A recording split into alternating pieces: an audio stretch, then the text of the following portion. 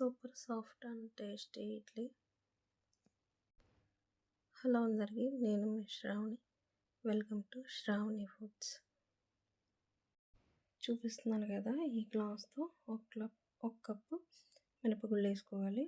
మినపగుళ్ళు వేసుకున్నాక అదే కప్తో, ఈ కప్పుతో అయితే మినపగుళ్ళు తీసుకున్నామో అదే కప్తో 3 కప్పులు ఇడ్లీ రవ్వ తీసుకోవాలి. గ్రైండర్లో రుబ్బుకోవాలండి. 3 గంటలు పప్పు నానబెట్టేసుకొని గ్రైండర్లో రుబ్బుకోవాలి. రుబ్బుకున్న తర్వాత ఇది ఫైనల్గా వస్తుంది. 20 మినిట్స్ నానబెట్టుకుని ఇడ్లీ రవ్వని మనం ఇందులో వేసుకోవాలి. గ్రైండ్ చేసుకున్నాం కదా మనం పప్పు, అందులో వేసుకోవాలి. చూపిస్తున్నాను కదా, ఆ వాటర్ అంతా స్క్వీజ్ చేసేసి మనం ఇందులో మిక్స్ చేసేసుకోవడమే. రుబ్బుకున్న మినపప్పులో చూపిస్తున్నాను కదా, ఈ విధంగా బాగా మిక్స్ చేసేసుకొని ఇంకా మార్నింగ్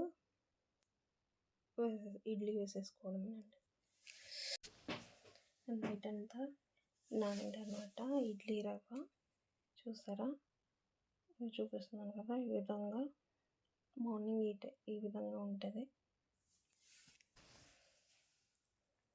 ఇప్పుడు ఇందులోనే మనకి టేస్ట్కి సరిపడా సాల్ట్ వేసుకోవాలి. సాల్ట్ వేసుకొని బాగా మిక్స్ చేసేసి మనం ఇడ్లీలు అనేవి వేసేసుకోవడమే.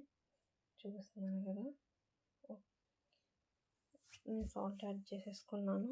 అలాగే పెట్టేసుకున్నాను. ఇడ్లీ పాత్రలో పెట్టేసుకొని ఒక 30 మినిట్స్ మనం బాయిల్ చేసుకుంటే ఇడ్లీ అనేది రెడీ అయిపోతుందండి.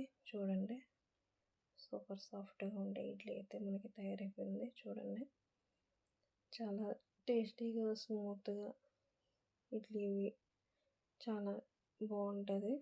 చూడండి, ట్రై చేయండి. ట్రై చేస్తే ఎట్లా ఉందో కామెంట్ చేయండి. Please do subscribe my channel, Shravani Foods.